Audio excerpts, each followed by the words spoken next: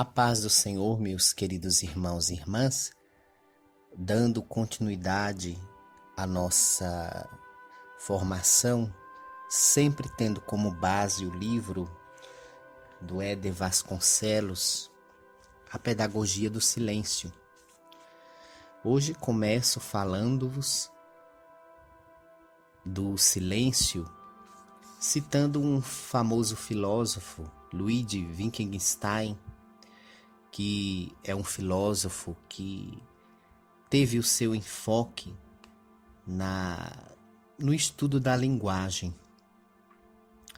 E eu achei muito interessante quando ele diz que sobre aquilo que não se pode falar, guarde-se silêncio.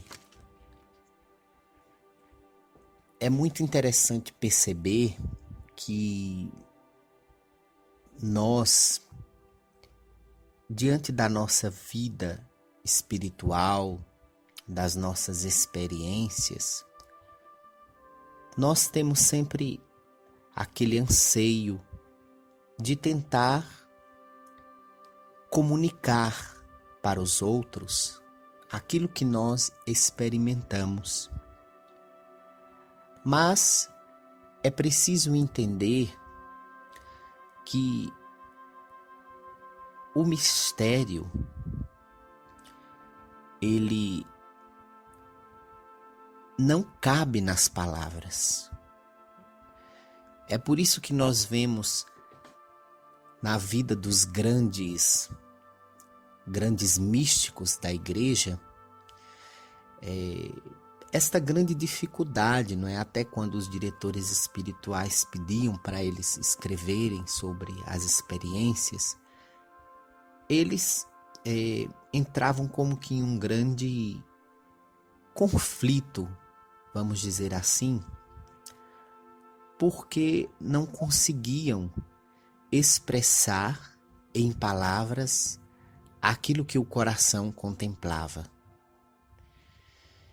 E muitas vezes o fato de colocar em palavras angustiava esses grandes místicos, porque eles percebiam que aquelas palavras eram muito limitadas, né, diante daquilo que eles tinham experimentado.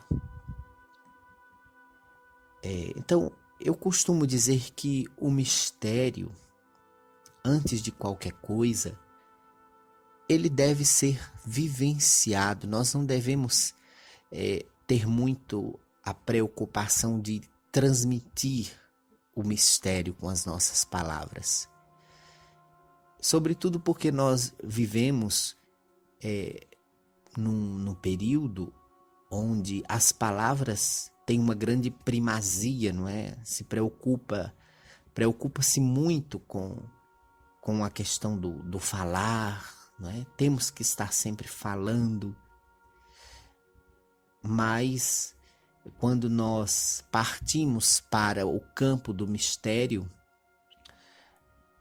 nós precisamos entender que as nossas palavras, elas jamais serão capazes de expressar, né, repito, aquilo que o nosso coração experimenta, não é? Por mais que nós tentemos externar em palavras, sempre haverá uma grande distância entre a experiência do coração e as palavras proferidas. Que nós possamos então deixar que esse mistério transborde em nós a partir da nossa vida de intimidade com Deus, não é? À medida em que nós formos nos aproximando mais e mais da luz, mais resplandecentes nós seremos. Eu gosto muito do Salmo 33, que esse salmo nós temos ele como, vamos dizer assim, a base da vida contemplativa, quando diz: olhai para ele e ficareis radiantes. Então que nós não nos preocupemos tanto com as palavras, mas que nós possamos irradiar para este mundo tenebroso cada vez mais a luz de Cristo, que é transmitida, que irradia em nós através de uma vivência de intimidade. Deus abençoe você e que em tudo Deus seja louvado.